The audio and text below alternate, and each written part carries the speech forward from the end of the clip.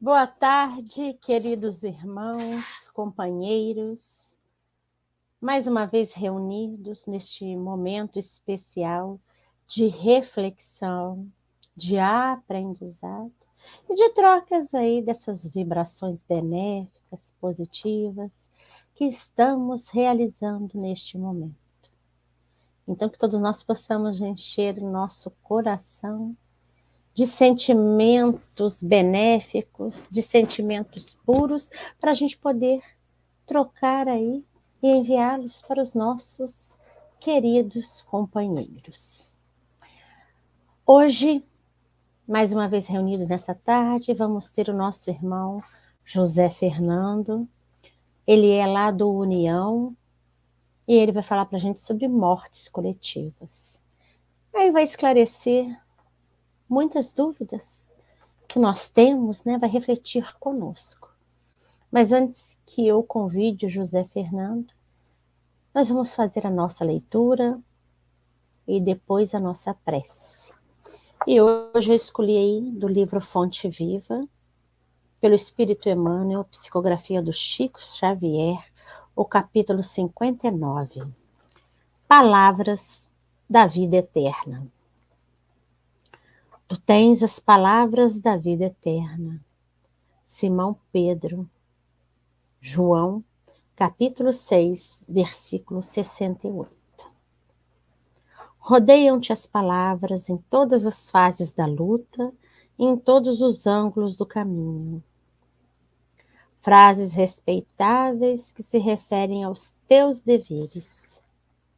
Verbo amigo, trazido por dedicações que te reanimam e consolam.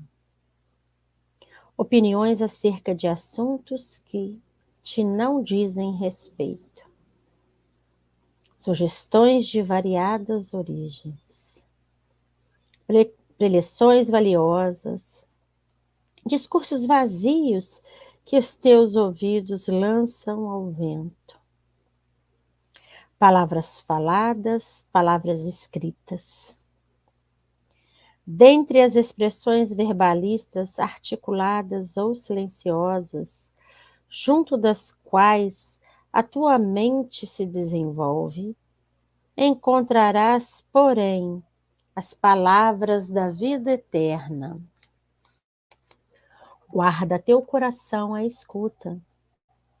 Nascem do amor insondável do Cristo, como a água pura do seio imenso da terra.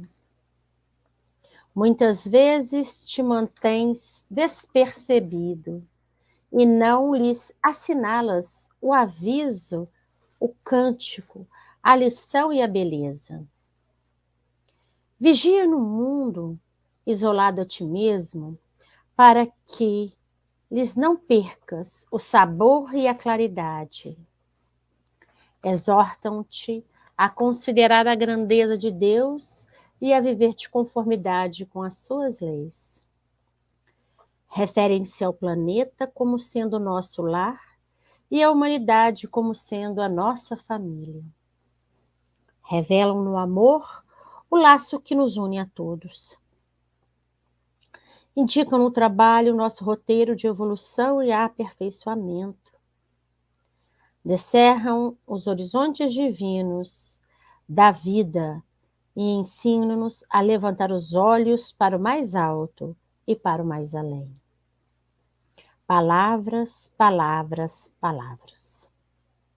Esquece aquelas que te incitam à inutilidade. Aproveita quantas te mostram as obrigações justas e te ensinam a engrandecer a existência. Mas não ouvides as frases que te acordam para a luz e para o bem. Elas podem penetrar o nosso coração através de um amigo, de uma carta, de uma página ou de um livro. Mas, no fundo, procedem sempre de Jesus, o divino amigo das criaturas. Retém contigo as palavras da vida eterna, porque são as santificadoras do Espírito, na experiência de cada dia e, sobretudo, o nosso seguro apoio mental nas horas difíceis das grandes renovações. Então, meus irmãos, minhas irmãs, vamos respirar aí profundamente, nos colocando numa posição confortável e deixar-nos envolver aí por esses fluidos benfeitores, por esses fluidos de paz, harmonia, tolerância, compreensão deste momento. Agradecendo aos nossos irmãos espirituais, mentores da nossa reunião, da nossa casa, mentores do nosso lar, dos nossos mentores, que estão aí sintonizados por essa tarefa, por esse amor do nosso irmão Jesus.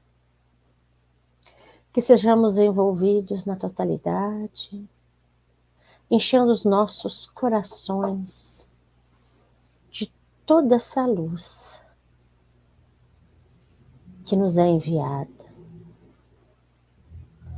Aproveitando este momento,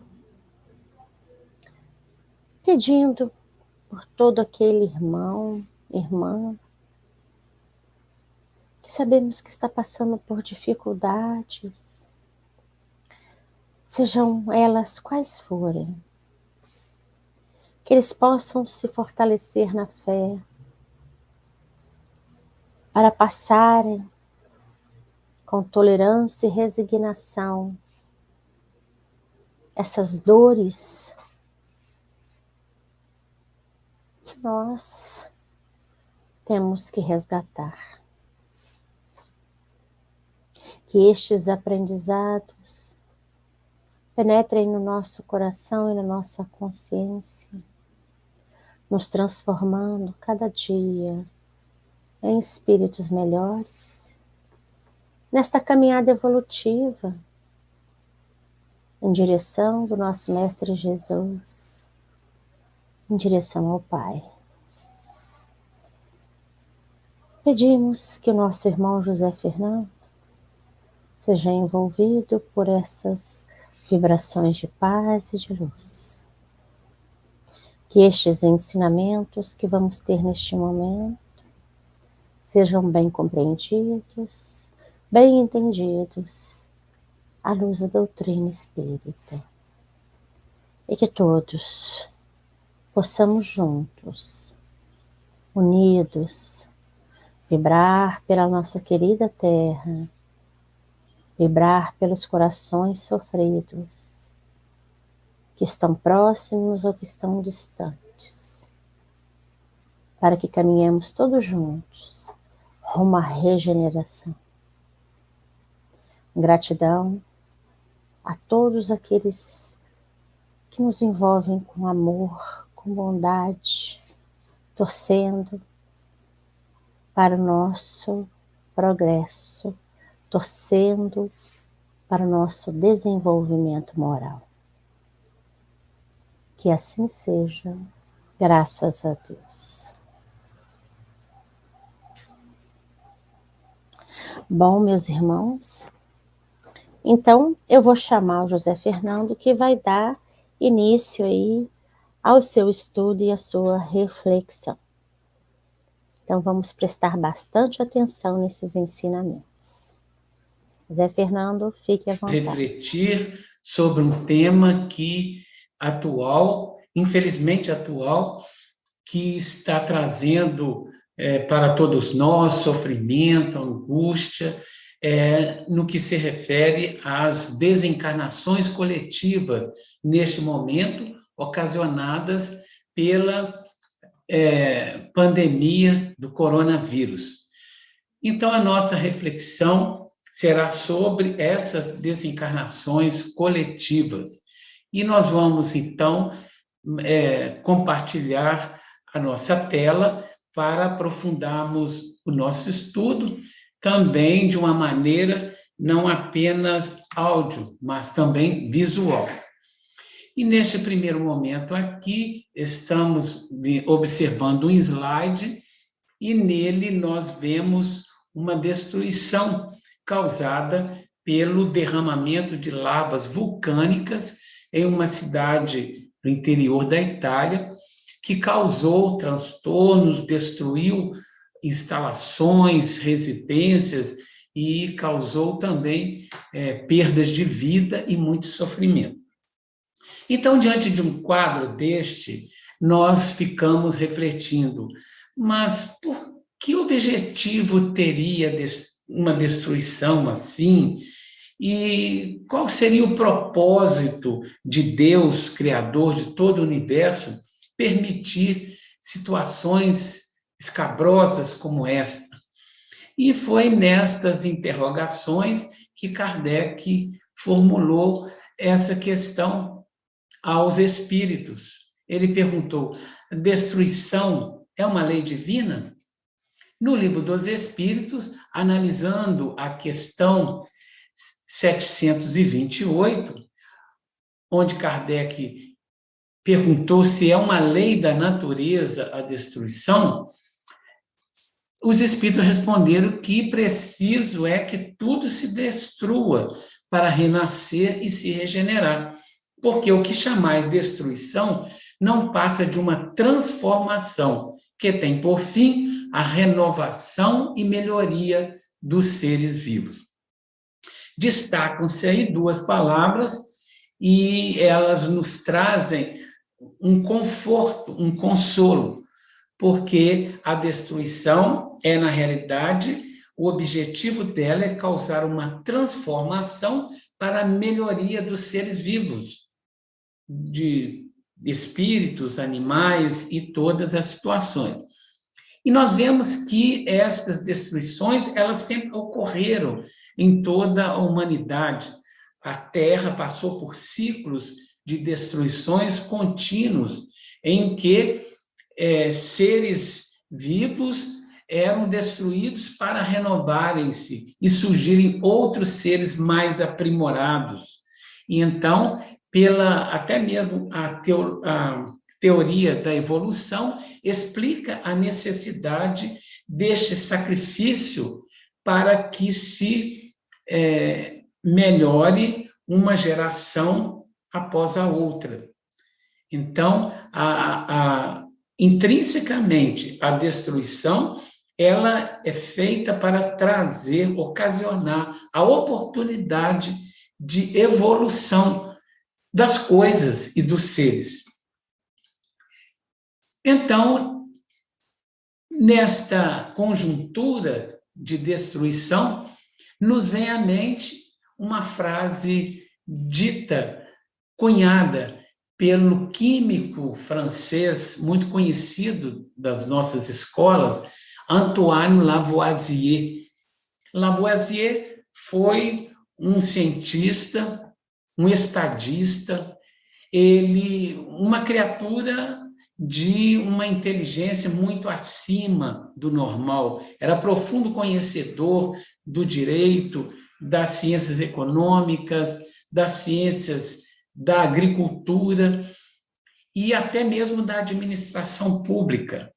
Era um cidadão honorário da França, recebeu várias comendas em homenagem às suas descobertas. E ele deixou essa frase que vem nos explicar com profundidade, com simplicidade e, ao mesmo tempo, profundidade, a questão da destruição. Na natureza, nada se cria, nada se perde, tudo se transforma. Por que nada se cria? Porque, na verdade, diante de toda esta evolução tecnológica que a humanidade vem passando, nós percebemos o quê? Que o homem, por si mesmo, não criou nenhuma novidade, porque tudo que existe foi criado tendo como base as substâncias e os elementos que já existiam na Terra, no universo. Então, Deus nos dispôs tudo isto. O homem, ao chegar à Terra, não criou nada, já encontrou tudo, a natureza pronta a seu dispor para que o homem trabalhasse nela e conquistasse a sua evolução material e, consequentemente, espiritual. Porque primeiro vem a evolução material para depois vir a evolução espiritual. É até interessante a gente analisar essa questão de Deus e do universo, e nós, às vezes, pensamos como podem pessoas não acreditarem em Deus e acreditarem que uma força de um acaso vá mostrar tanta evolução, tanta beleza. É evidente que quando chegamos, tudo estava aqui. Então, alguém, algo, alguma coisa, uma inteligência, criou tudo isso que nós temos diante dos nossos olhos. A Terra, a natureza, o céu, o universo, os planetas, tudo isso Deus, que nós entendemos, Deus, não como um ser humano, mas uma inteligência superior, suprema, e cuja inteligência é a causa primeira, primária de todas as coisas. Quer dizer, tudo veio dele, porque quando aqui chegamos, tudo já existia. Portanto, a nossa evolução, ela se dá tendo como base os elementos da natureza. Então, por isso não criamos nada. A natureza já está criada, mas nós a transformamos com a inteligência que Deus nos dotou, a fim de que nós pudéssemos superar as adversidades da matéria e, ao mesmo tempo, transformá-la. Então, nesta reflexão, diante desses quadros terríveis de destruição, vale a pena perguntar, e o que fez Kardec na questão 733. Na Terra haverá sempre a necessidade de destruição? Então, nós iremos conviver aqui na Terra por séculos e milênios, necessitando de destruições para a nossa evolução? Não. Deus, na sua inteligência suprema, ele colocou um limite a esta destruição, a este sofrimento que as destruições causam. E o limite é este. Ele diz que essa necessidade se enfraquece no homem à medida que o espírito sobrepuja a matéria. Então, a necessidade de se destruir para transformar, ela vai diminuindo à medida que o espírito encarnado, ele sobrepuja a matéria, quer dizer, ele domine a matéria de tal forma que ele possa construir situações mais perenes que não venham a trazer tanto sofrimento para a humanidade. É quando o homem espiritualizar a matéria. Por quê? As descobertas científicas já nos mostraram, estão nos mostrando um caminho de descoberta da matéria. Os cientistas já mapearam o DNA dos seres humanos. E com esse mapeamento e a manipulação destes genes, essa manipulação poderá criar situações de menos necessidade de sofrimento aqui na Terra.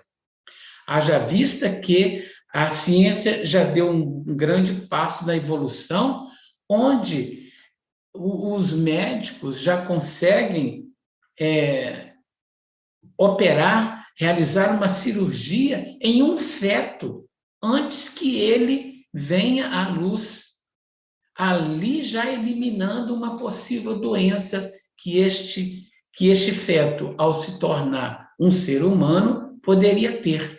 Então, nós vemos que, à medida que a inteligência do homem e avançando cada vez mais. E também, não apenas a inteligência, mas o espírito, o sentimento, o amor, o respeito à natureza for crescendo, o homem vai aos poucos se vendo livre do sofrimento que a destruição causa. Assim é que, como podeis observar, o horror à destruição cresce com o desenvolvimento intelectual e moral. Olha aí, o desenvolvimento intelectual somente não basta para a nossa evolução. Pelo avanço intelectual, os cientistas criaram a bomba atômica, que a princípio destruiu 2 cidades do Japão, eliminando milhares de vidas em poucos minutos. Por isso que necessita também do desenvolvimento moral. Com o desenvolvimento moral, o ser humano não se preocupará mais com guerras, se preocupará com o bem-estar do seu irmão. E então, unidos, o sentimento de amor e o intelecto desenvolvido, teremos uma terra livre de sofrimentos e principalmente de destruições dolorosas. E com que fim Deus fere a humanidade por meio de flagelos destruidores? Por que acontecem esses flagelos naturais, terremotos, vulcões em erupção, maremotos? Os espíritos responderam: para fazê-la progredir mais depressa. Olha só, é preciso que nós aceleremos a evolução da Terra, para que mais pronto se dê o advento de uma melhor ordem de coisas e para que se realize em alguns anos o que teria exigido muitos séculos. Vejamos só, a ciência já descobriu que o homem está aqui na Terra há mais de 25 mil anos. Olha quantos anos.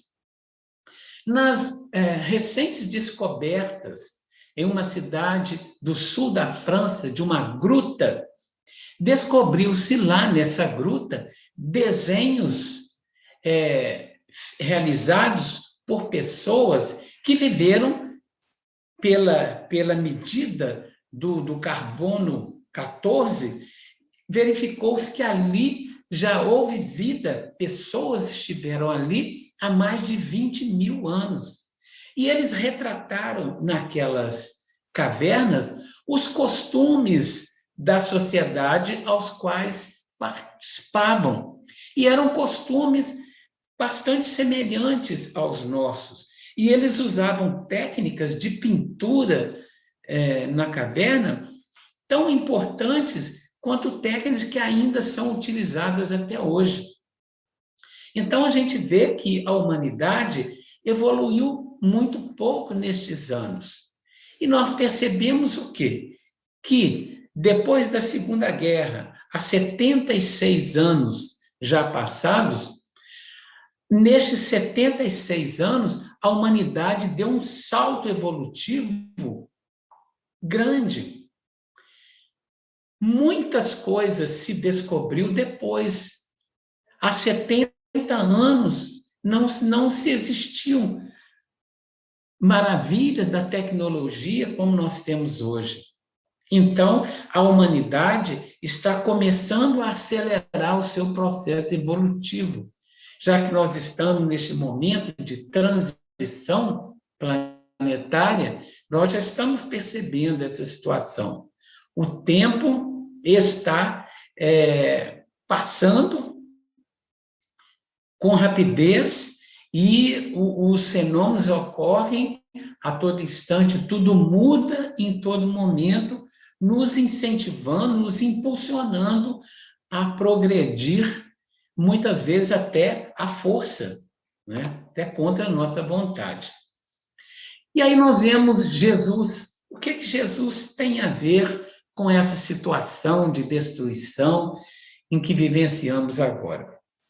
No Evangelho de Lucas, capítulo 21, versículo 11, Jesus deixou ali registrado uma profecia uma profecia que estava mostrando o que iria acontecer na Terra, exatamente nos momentos em que vivenciamos agora. Vamos ler o versículo. Haverá grandes terremotos, fomes e pestilências em vários lugares e coisas espantosas e grandes sinais do céu. Vamos analisar essa fala do Cristo. Essa fala está naquele conjunto de palavras de Jesus que ficou denominado como sermão profético, em que ele faz várias profecias e que combinam com o momento atual que a Terra está vivenciando. A fase de terremotos, nós já passamos muito fortes. Poderíamos ter outros, né? Não sabemos. Fomes também, já houve fome na Terra, já houve fome na China, na Rússia, na África, grandes fomes. E pestilências, já houve e estamos passando por uma agora, né?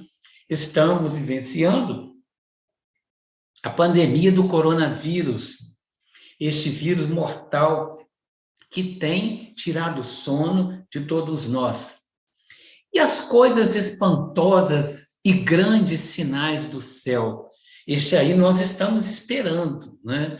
Acreditamos que, quem sabe, estes sinais do céu poderão vir daqui a um tempo, porque nós sabemos que há civilizações em outros planetas. O próprio Jesus afirmou, na casa do Pai há muitas moradas. Mas por que nós não contactamos com estes seres extraterrestres? Por que eles não nos visitam? Exatamente porque a humanidade está avançada no intelecto, mas no moral ainda não avançou. É necessário que o ser humano se torne menos bélico e mais amoroso para que espíritos que residem em outros mundos possam trazer para nós aqui, nos visitar, trazendo as suas tecnologias muito mais avançadas.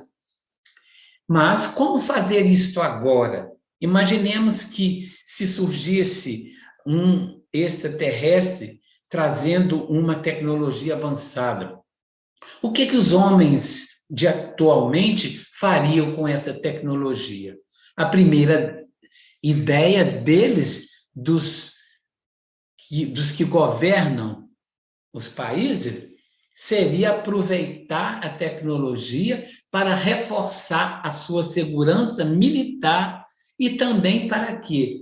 Para terem mais domínio e mais poder. Então, Deus, sabiamente, vai adiando essa oportunidade de nós termos estes grandes sinais do céu, até que nós possamos merecer recebê-los. Então, Jesus já estava nos informando sobre tudo isso. E aí nós vamos entender, então, o porquê da transição planetária. Nós sabemos, pelos estudos espíritas, que existem mundos primitivos, são os mundos que estão sendo criados mais recentemente por Deus, porque Deus cria incessantemente. Existem os mundos de expiação e prova, no qual a Terra é um destes. E existem os mundos de regeneração, que são os mundos aos quais a Terra um dia estará nessa fase. E, segundo informam os espíritos, já está havendo este momento de transição, de expiações e provas para mundo de regeneração.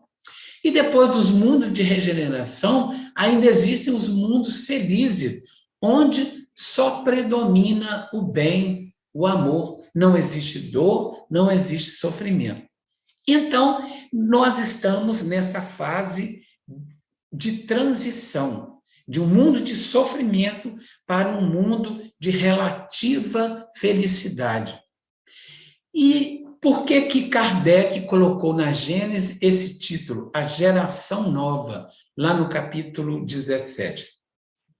É porque, desde a época da Gênesis, 1860 e tantos, já estavam reencarnando aqui na Terra espíritos que iriam nos ajudar a acelerar este processo de evolução. Espíritos com muita inteligência, ainda mais inteligentes do que mais moralizados, mas muitos também moralizados.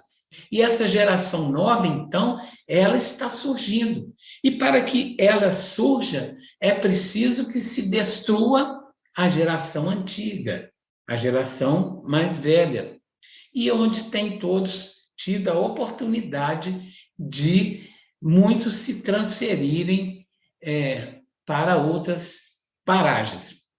E ele, então, os espíritos, Kardec, então, descreveu poeticamente da seguinte forma, que no outono as folhas mortas caem batidas pelas rajadas e pelos golpes de vento, porém, para renascerem mais vivazes sob o mesmo sopro de vida que não se extingue, mas se purifica.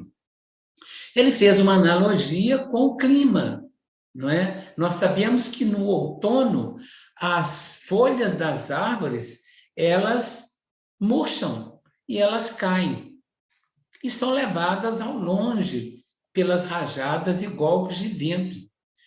E essas folhas, elas vão cair em um terreno mais para frente, onde depois se tornarão adubos que irão fertilizar a terra para o crescimento de novas árvores, para renascerem mais vivazes sob o mesmo sopro de vida.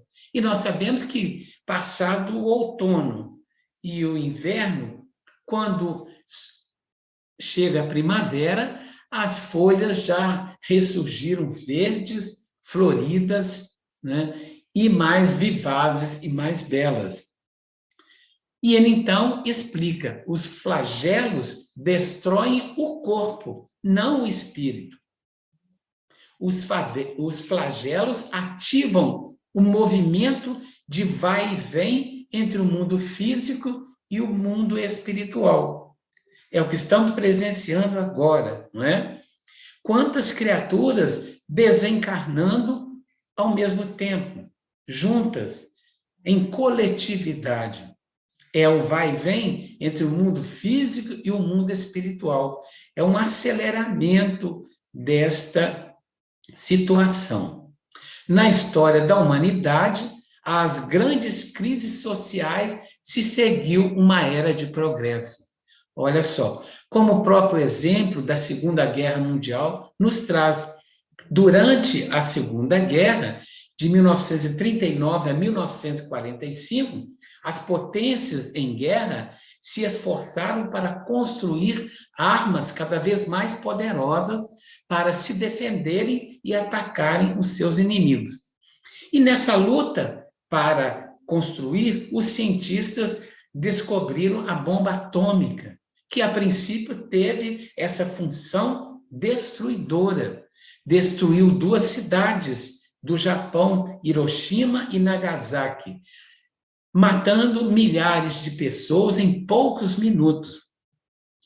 Mas, passada a guerra, toda essa tecnologia usada para a descoberta da bomba atômica foi utilizada na ciência, mais especificamente na medicina, sendo possível as radiografias, sendo possível as filmagens interior do corpo, a criação do raio laser, que realiza cirurgias quase nada invasivas, cirurgias rápidas, sem muitos transtornos, só com a força do raio laser, que veio com a descoberta da bomba atômica. Então, esses momentos de guerra, de flagelo, de destruição, eles, quando passam, trazem um imenso progresso para a humanidade. E aí, então, Kardec perguntou, como se processa a aprovação coletiva? Como que é o mecanismo desta coletividade? Como que os espíritos fazem para reunir pessoas assim, para desencarnarem da mesma forma, na mesma situação? Eles responderam: o mecanismo da justiça na lei das compensações funciona, então, espontaneamente, através dos prepostos do Cristo, que convocam os comparsas na dívida do pretérito para os resgates em comum. Olha a sabedoria infinita de Deus. Ele criou leis de compensações. Que leis são essas? A cada um será dado segundo as suas obras, afirmou Jesus. Então, nós recebemos aquilo que nós fizemos. Os nossos atos geram consequências, a cujas consequências nós nos responsabilizamos. Se são atos no bem, as consequências serão de paz e de tranquilidade para nós. Mas se os nossos atos foram para a destruição, para o mal, evidentemente que esses males se voltarão contra nós.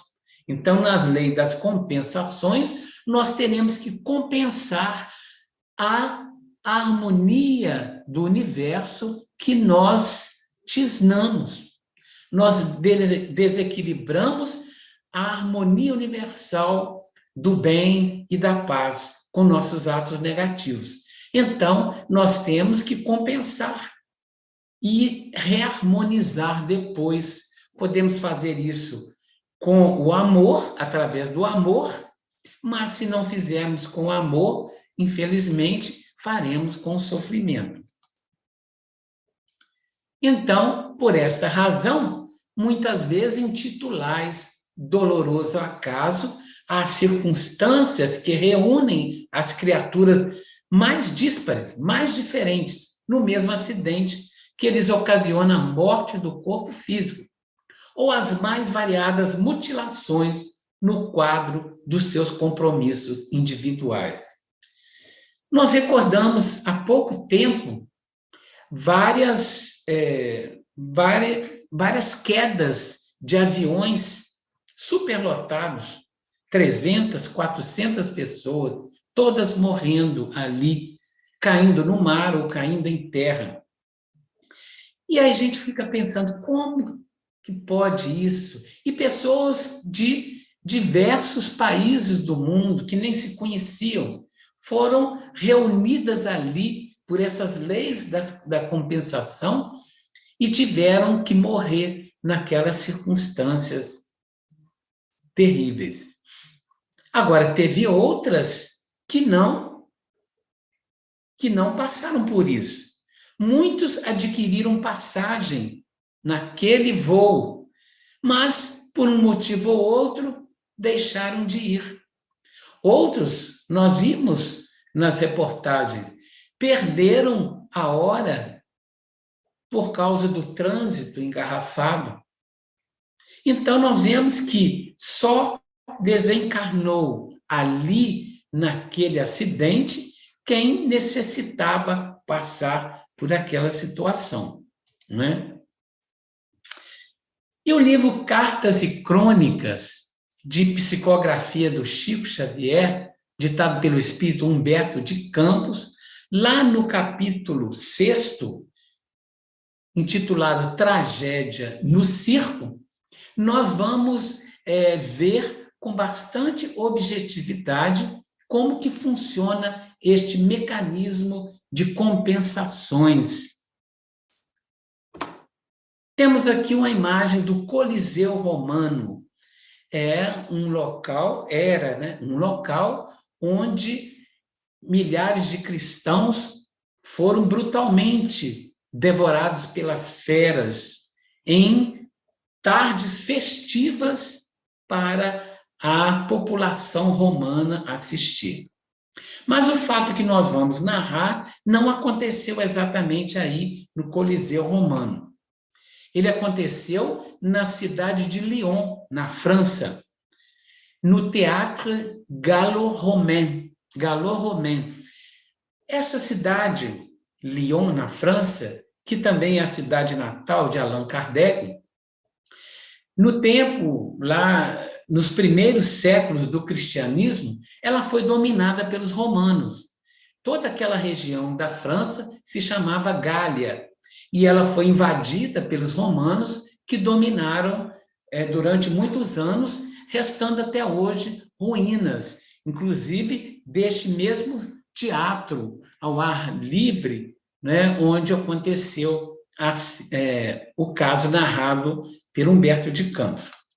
Então, ele foi construído nas colinas do bairro Fourvière, na cidade de Lyon, no início do século II depois de Cristo. E o que aconteceu aí nesta cidade? Segundo Humberto de Campos, ditando pelo Chico Xavier, no ano de 177 depois de Cristo, da era cristã, a cidade de Lyon estava em festa. Era um final de semana. E eles iriam receber um patrício, um conterrâneo deles, que havia se destacado muito nas guerras romanas. Ele havia se tornado um general romano e ele foi homenageado em Roma, recebeu títulos de grande general, né?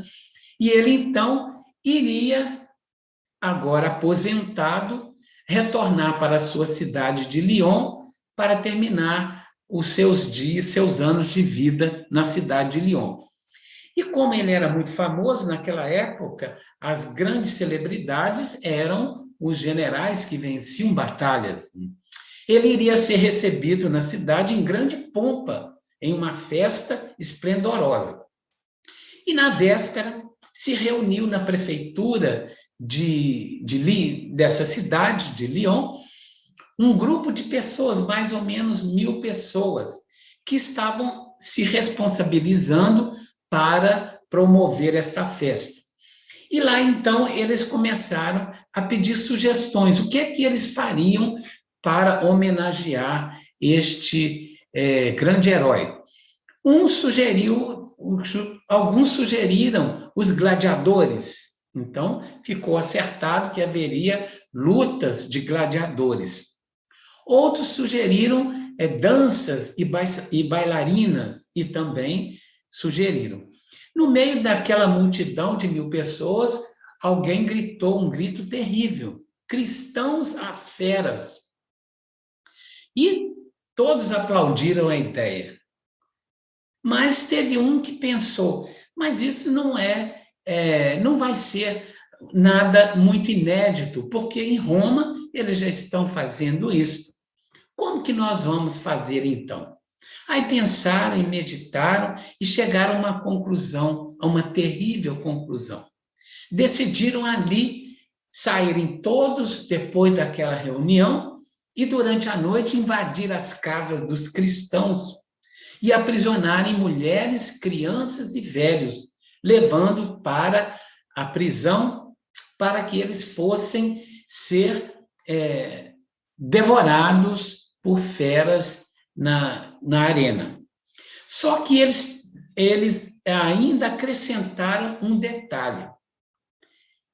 Durante a noite, eles foram invadir as casas dos cristãos, levaram as mulheres e crianças e, ao prepararem a arena para essas execuções, eles tiveram a ideia de colocar resina em óleo em torno dela e colocarem também madeiras, fazendo um círculo fechado de madeiras embebidas em óleo altamente inflamável. E eles, então, colocaram ali no meio, empurraram as mulheres e crianças e velhos para um canto desta arena, e eles pegaram os cavalos antigos da África, aqueles cavalos que já não serviam mais para o exército, e prenderam todos ali dentro. E, em um dado momento, naquele instante de exaltação, aquele herói lionês que havia se destacado, eles atearam fogo nas vigas de madeira. E então ocorreu aquele incêndio, aquele horror. Os cavalos, apavorados com fogo, correram em desabalada dentro da arena. E milhares de crianças morreram pisoteadas e carbonizadas naquele momento drástico. E aquela multidão toda aplaudindo aquela cena feérica de labaredas enormes, comendo os corpos e gritos e coisas terríveis. Passou-se o tempo. Em 1961, na cidade de Niterói, Rio de Janeiro, foram reunidos todos estes que participaram da organização da festa.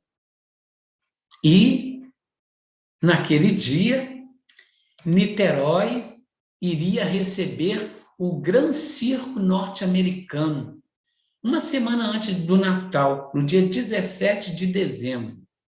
E em um dado momento, temos aqui até uma imagem do bilhete de entrada, anunciando um circo que chegava. E o circo era tão interessante que ele iria estrear um tipo de material novo, que era o nylon, que havia sido há pouco tempo descoberto. Eram lonas de nylon que cobriam o sítio. O que aconteceu? Um dos trabalhadores do circo, que havia sido despedido semanas antes, aborrecido por ter sido demitido, ele coloca fogo no circo, na lona. E a lona, então, começa a pegar fogo. E deixou mais de 500 mortos e 120 mutilados. Foi a maior tragédia que Niterói já viveu e causou comoção no mundo inteiro, com votos de pesar, inclusive, do Papa João XXIII. As cenas foram tão dantescas que os animais apavorados corriam dentro do circo pisoteando. Aqueles que não morreram do fogo, que desciam, porque o nylon foi derretendo e caía e colava na pele das pessoas, provocando queimaduras horríveis. Quem não morreu pisoteado, morreu do fogo. Então, nós percebemos, quase 18 séculos depois de tudo isso, estes espíritos vieram a pagar pelo que fizeram. Esses daí são fotos dos jornais da época, Jornal do Brasil. Centenas de mortos foram sepultados em covas raras. E vemos aí 3 personagens políticos que conviveram conosco até pouco tempo. Jânio Quadro, João Goulart, Tancredo Neves, fazendo visitas aos sobreviventes do circo de Niterói. E então nós refletimos aqui, como pode acontecer uma situação assim? Alguém pode pensar, mas demorou muitos anos, muitos séculos, para que esses espíritos pagassem pelo mal que fizeram. Sim, demorou. Mas Deus sabe o que faz, não é? Por que essa demora? Porque Deus, ele não é uma criatura, um ser, algo punitivo. Ele não utiliza do sofrimento para nos punir. O sofrimento, ele existe para nos educar. Os castigos que recebemos são castigos de um pai amoroso que quer ver o nosso progresso, a nossa felicidade. E esse sofrimento só ocorre para nós quando nós já temos condições e estruturas psíquicas e espirituais de passar por aquela dor. Então, esses espíritos que promoveram essa chacina na época eram espíritos primitivos, ainda em início de formação. Nem tiveram tanta responsabilidade espiritual nos atos. Então, somente quando eles passaram por muitos séculos de experiência na carne, que evoluíram mesmo, aí que eles tiveram condições de passar por esse sofrimento, para que esse sofrimento tenha valor na sua evolução espiritual. Por isso demorou tanto. Por isso que Deus sabe que cada um de nós carrega a sua cruz, aquela que nós suportamos carregar. E para nós refletirmos numa situação nova que estamos vivenciando agora, né, que é a pandemia, nós podemos refletir sobre a primeira pandemia dos séculos, da Idade Moderna, que é a epidemia do cólera. E nós vamos ver uma revelação desta epidemia trazida por Allan Kardec na Revista Espírita de 1865. Olha só, Kardec, ele recebia muitas cartas das pessoas que estavam conhecendo a doutrina espírita e queriam entender mais. E uma das cartas veio de uma cidade do interior da França, em que o missivista dizia que na cidade dele nenhum espírita havia morrido pela questão da cólera. Nenhum deles. E ele disse, então, que esse acontecimento que houve com os espíritas, ele estava querendo dizer que os espíritas eram diferentes dos outros, que por isso que isso não acontecia. Ele quis dizer que os espíritas eram melhores que as pessoas comuns. Kardec, então, respondeu a este missivista de uma forma interessante, dando a explicação para nós, né? Aí nós sabemos que a cólera ela é originária da Índia, onde é uma doença endêmica, até hoje ainda tem. E existem notícias desde o ano 500 a.C., escrita em sânscrito e em grego, relatando doenças parecidas com a cólera. Ela deixa a criatura totalmente seca, porque ela elimina os líquidos do corpo humano e a pessoa morre dessa forma, uma forma terrível. Gaspar Corrêa, que participou da viagem de Vasco da Gama à Índia, anotou a ocorrência de uma virulenta doença na região do Malabar. Dessa forma, Gaspar Corrêa descreveu uma doença fulminante, uma forte dor de barriga que matava as pessoas em 8 horas. Aí Kardec respondeu para ele: os espíritas podem, sem dúvida, morrer do cólera, como todo mundo, porque seu corpo não é mais imortal do que o dos outros, e que, quando a hora é chegada, é preciso partir, quer isso seja por essa causa, o cólera, ou por uma outra qualquer. Olha só, isso aconteceu, né, em 1865. Estava havendo um surto de cólera no mundo, que teve vários surtos, várias pandemias em diversos anos. E Kardec teve a oportunidade de dar essa explicação. E é uma explicação atual, válida até hoje. Basta que nós mudemos uma palavra desse texto. Ao invés de nós falarmos morrer do cólera, podemos dizer morrer do coronavírus, né? Como todo mundo. Porque o corpo do espírita não é mais imortal do que o dos outros. E que quando a hora é chegada, é preciso partir. Quer isso seja por uma causa, a Covid-19, ou por uma outra qualquer. E ele disse na carta que ele respondeu, que está nessa revista: o cólera é uma dessas causas que não tem de particular senão levar um número maior de pessoas ao mesmo tempo, o que produz mais sensação. Parte-se em massa, em lugar de partir por partes. Eis toda a diferença. E aí nós podemos dizer que a Covid também é uma dessas causas, que a particularidade é levar um número maior de pessoas ao mesmo tempo.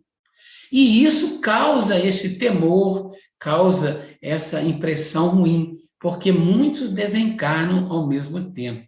Partem-se em massa, em lugar de partir por partes. Eis toda a diferença. Quer dizer, 500 mil brasileiros estão indo embora, né? É uma desencarnação coletiva que a sociedade brasileira, nós, espíritos reencarnados no Brasil, tivemos que passar nessas circunstâncias dolorosas. Em outros países foram menos mortes, né? Tiveram melhores merecimentos, mas, infelizmente, nós tivemos que passar por essa situação em que estamos vivendo agora, de mais de 2.000 mortes a cada dia. Mas isso está dentro do programa divino para a nossa evolução, né? O provérbio popular diz que Deus escreve certo por linhas tortas. Nós podemos completar que as linhas não são tortas. Tortos são os nossos raciocínios, porque os raciocínios de Deus são lineares, são eternos, são harmônicos, e ele se utiliza, né, do homem para punir o homem. E Jesus disse, né, o escândalo é necessário, porém, ai daquele que o praticar. Então, nós temos que passar por essa situação, e ai daqueles que estão promovendo ou fazendo com que isso perdure mais, né? Tudo está previsto na lei divina. E aí a gente vê que o Espiritismo, caminhando de par com o progresso, jamais será ultrapassado. Porque se novas descobertas lhe demonstrassem estar em erro acerca de um ponto qualquer, ele se modificaria nesse ponto. Se uma verdade nova se revelar, ele a aceitará. Aí nós percebemos que Kardec deixou claro que o Espiritismo honra a ciência, valoriza a ciência em todos os termos, porque a ciência é uma dádiva divina. Deus nos deu a inteligência para que nós pudéssemos descobrir aquilo que ele já sabe que existe e que é para o nosso benefício. Então, se uma verdade nova se revelar, o Espiritismo irá aceitar. Emprestemos o nosso concurso a todas as iniciativas que nobilitem o penoso esforço das coletividades humanas, e não olvidemos que todo bem praticado reverterá em benefício da nossa própria individualidade. Então, vamos valorizar as descobertas científicas, as vacinas, tudo que Deus nos permitiu descobrir para minimizar as nossas dores, para que a destruição que é necessária não seja tão dolorosa para todos nós. E então, finalizando o nosso estudo da noite, lá na Gênesis nós vamos ver, por estarem muitos, apesar de suas imperfeições, maduros para a transformação, é que muitos partem, a fim de se retemperarem em fonte mais pura. Kardec está nos deixando essa lição de otimismo, para que nós não choremos tanto os nossos entes queridos que partiram, porque eles já estavam maduros para essa transformação. E eles já se partiram para se retemperar em fonte mais pura e para poderem depois retornar à Terra mais evoluída, mais pacificada, para ter uma vida mais feliz. Que Jesus, então, nos abençoe a todos e nos permita que possamos levar adiante esses momentos tormentosos que vivenciamos, mantendo a esperança em nossos corações, o otimismo e a certeza de que Deus está controlando tudo, e que Deus tudo pode fazer. Que Jesus nos abençoe a todos. Que assim seja, né, José Fernando? Nós agradecemos por essas reflexões, por esse momento, né? Um tema, assim, que muitas vezes nos faz refletir muito, pensar muito, né? Bom, de qualquer forma, receba aí o nosso abraço carinhoso, leve aí para o seu lar e para a sua casa espírita, né? Lá no União. Agradecemos a todos vocês pela oportunidade de estarmos juntos mais uma vez, por podermos aí compartilhar dessa reflexão tão benéfica e tão instrutiva. E eu vou chamar para estar com a gente, fazendo aí a nossa prece final e dando um oi nessa tarde abençoada, a nossa querida irmã Gisele. Oi, Dirce, tudo bem? Muito bem. E você? Tudo bem, boa tarde, bom dia, boa noite, seja o horário que você estiver conosco, é sempre uma alegria ter todos vocês aqui nesses momentos de estudo, né, Dirce? Verdade. E hoje com esse assunto que nos causa assim, o desconforto de pensar nele, mas é importante a gente conhecer. É importante a gente conhecer o que a doutrina espírita nos diz nesses casos, porque só com esse esclarecimento que a gente vai poder aumentar a nossa capacidade de ação em cada momento desse, né? O conhecimento é fundamental para as nossas ações cada vez mais elevadas, cada vez mais voltadas para o bem, até em auxílio aos nossos irmãos que estão passando por essas necessidades, né? Sim, verdade. E nós vamos essa tarde fazer a nossa prece, lembrando desses irmãos que precisam realmente fortalecer a sua fé, fortalecer a sua esperança. Infelizmente, o Zé Fernando não pôde esperar, né, o momento da prece final, mas nós vamos também vibrar e agradecer a ele e a toda a família do Centro Espírita União, Humildade e Caridade, e mandar aqui um abraço para a família dele também. Então vamos à nossa prece final. Querido Mestre Jesus, nesses momentos em que paramos um pouco para pensar, nessas oportunidades de reajuste, vem frente à lei divina, que às vezes nos parece tão dolorosos, tão incompreensíveis,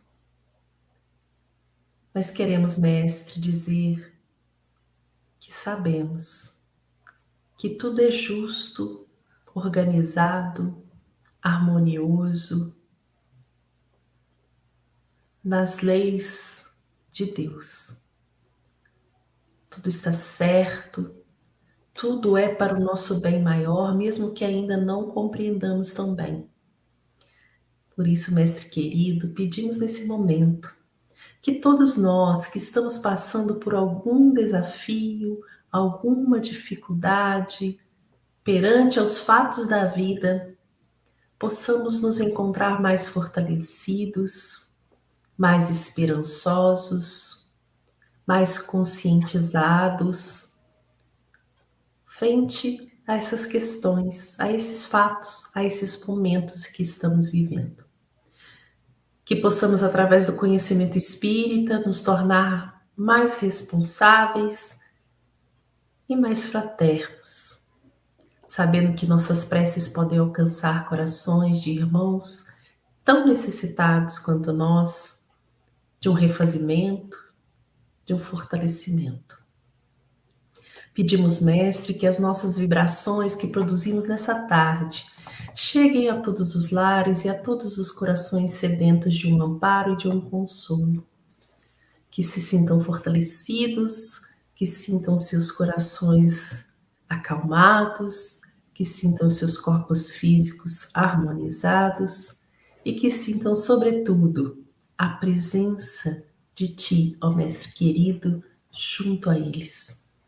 Que esses lares se encham de luz e que tenhamos excelentes dias, excelentes noites, excelentes semanas e anos. Que possamos ser instrumento da sua vontade, do seu consolo e do seu amor na terra que habitamos, nesse planeta querido. Agradecemos sempre a tudo e a todos. Que assim seja. Que assim seja. E como você disse, né? Um bom dia, uma boa tarde, uma boa noite a todos vocês que estão nos assistindo neste momento ou que vão nos assistir em outro horário. Gratidão por compartilharem conosco estas reflexões e estas vibrações. A minha querida irmã Gisele, muito obrigada. A vocês que estão conosco também. Abraços, fiquem todos com Deus e até a próxima quinta.